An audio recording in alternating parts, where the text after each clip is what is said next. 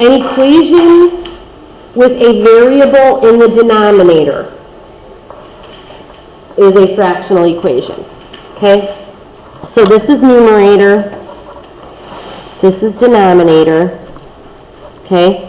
If the denominator or denominators, like if there's multiple, is a variable, then you have this kind of a equation, okay? The first sample, I'm going to back up a little further than that. What if they said to you, 1 divided by x is 12? This now is a fractional equation. Okay, this is my example. 1 divided by x is 12. I always, when solving, multiply by the denominator, and I would end up with 1 equaling 12x, right? Divide by the coefficient, and x equals 1/12. Okay? You've already been doing that. Like if you did x divided by 6 equals 2, you already know.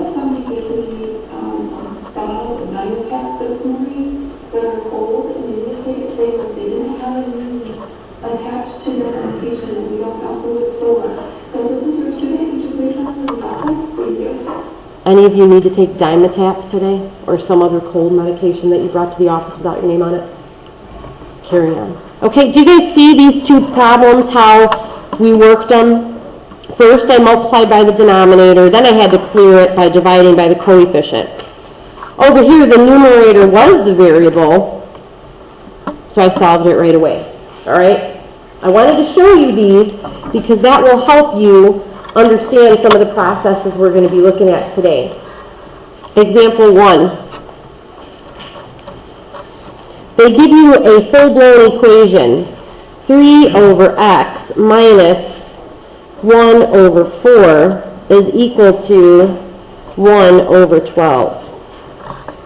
If you remember, I talked to you guys about clearing the fractions. Well, we still have to do that.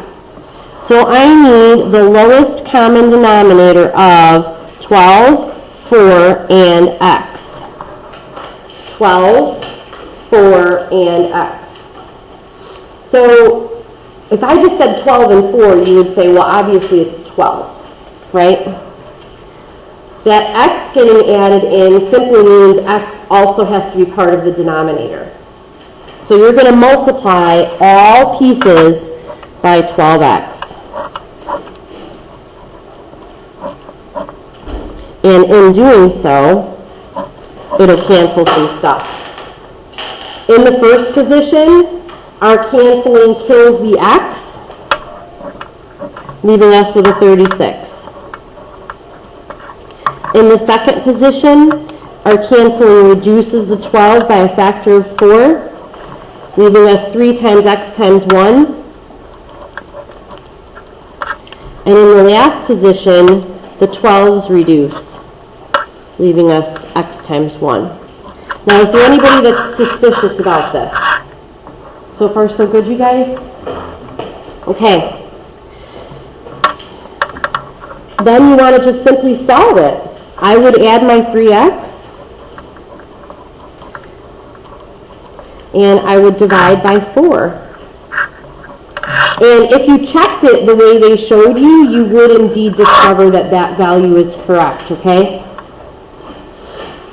They put something in parentheses there right next to the equation, and it says this. Notice that x cannot equal 0 because 3 divided by 0 has no meaning. Assume that at all times, okay? Because you can't have 0 in the denominator. It does not do anything. Example 2.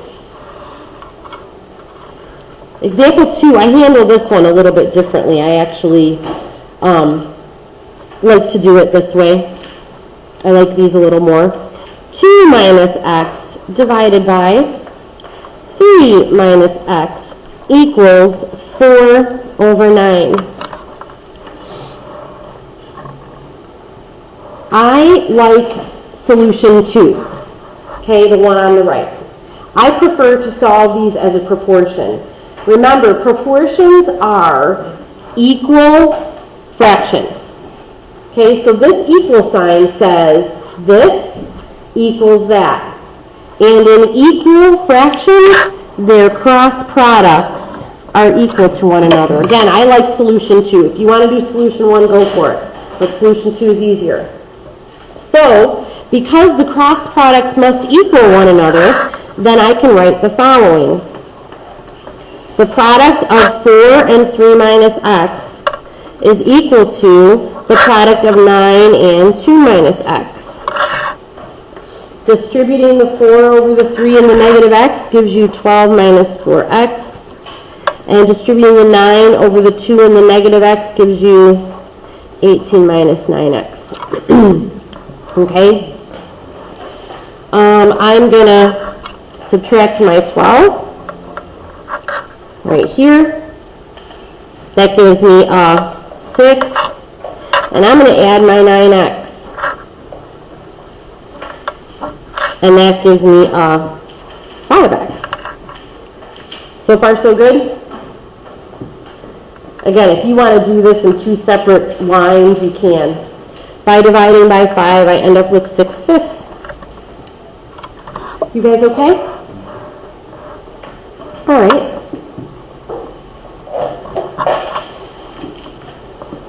Unfortunately, example 3, that's going to be the toughest one, and you will start seeing example 3 at number 22, 23, no, how about 27? So 28 and 30 is what example 3 applies to. And it will, there will be one like this on your test, for sure.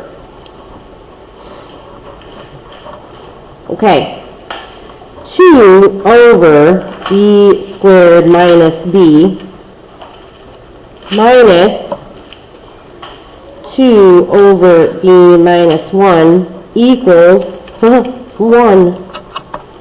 Okay. In order to solve this, we're in a situation where we have to deal with the fractions. It's not a proportion, so it is similar to example 1, where we need to find the lowest common denominator. And when you're looking for the lowest common denominator, you're looking for the greatest power of any factor present. Okay, so the factors of this, I'm just going to break it out. B minus 1. Would you agree with me that that would be the factors? And this is b minus 1. Okay? So the factors that are present are b and b minus 1. b only appears to the first power, right? It's only once. It's not b squared, it's not b cubed, b, which means the lowest common denominator is going to include b. The other factor, b minus 1, only appears to the first power. Here it's to the first power, here it's to the first power. That doesn't mean it's to the second power. You don't add them together. It simply means largest power of any of its appearances. So it appears here to the first power, it appears here to the first power, which means it is as the lowest common denominator to the first power. So b minus 1 is the lowest common denominator. Are you guys square with how I chewed that up a little bit? Look at what you have, factor it.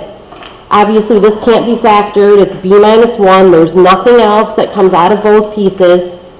Greatest power of any factor that is present either here and or here. So multiply all 3 positions by the lowest common denominator. And for the first spot, it's kind of cool. b minus 1. b minus 1. Last piece, b minus 1. Okay, this entire thing gets canceled by that, doesn't it? Because this is b minus 1 over 1, and you're multiplying it with 2 over b minus 1. Cancel, cancel, leaves us with 2 in the first position. Here I've got b minus 1 over 1 times 2 over b minus 1. The b minus 1 cancels. Gives me b times negative 2. Looks like that. Leaves me with this. This doesn't cancel anything. B times b is b squared. B times 1 is negative b. Okay? This is a fun one. This is a fun one. All right. I'm not sure if you guys would remember this or not, but when you are solving equations that are quadratics, that means something squared. I'm trying to remember when we did this. You zero it out, factor, and solve. Here's what I mean. Add 2b, add 2b. Boom. Subtract 2, subtract 2. So now I have 0 equals b squared plus b minus 2. You thought you were done with factoring. We're not. Factors of negative 2 whose sum is a positive 1. Anybody know what factors of negative 2 would give us a sum of positive 1? We have 1 and negative 2, or we have negative 1 and positive 2. Those are the only two factors of negative 2. Which of those, when added together, gives us a positive 1? The first one or the second one? Second one. That means that we are going to use this in our factor. b minus 1 times b plus 2 is equal to 0. Stay with me, everybody. Once you're that far, you solve each piece for 0, and both of those pieces are potentially part of the solution set. b minus 1 equals 0, b plus 2 equals 0. Add 1, b equals 1. Subtract 2, b equals negative 2. Okay, I want you to look at your factors for a minute. Is there a possibility that one of these would cause a 0 in the denominator? Would negative 2 cause a 0 in the denominator? Negative 2 minus 1, nope, that's a negative 3. Negative 2 minus 1, that's a negative 3, times a negative 2, that's a positive 6. Would that cause a 0 in the denominator? 1 minus 1 is what? 0 times 1 is what? Does that cause a 0? Yes. Throw it out. The solution set can only include the number that does not create nonsense. Okay? You must check to see if it causes a 0.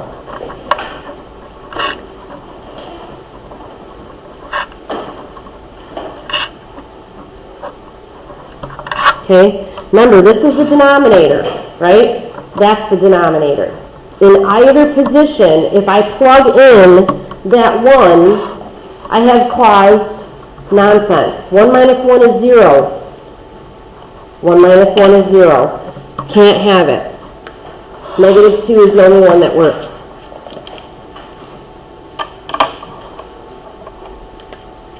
And that, my friends, is where the little caution paragraph below also comes in. To make it simple, whenever you have two answers, check them. Okay? First, check to see if it causes a 0 in the denominator. That's the easiest. If it causes a 0 in the denominator, throw it out. Okay? What if the denominator was x plus 2? Let's just say it was. I'm just making this up, so don't start freaking. that would have to get thrown out, wouldn't it? If the denominator was x plus 2, then that would not work. Okay?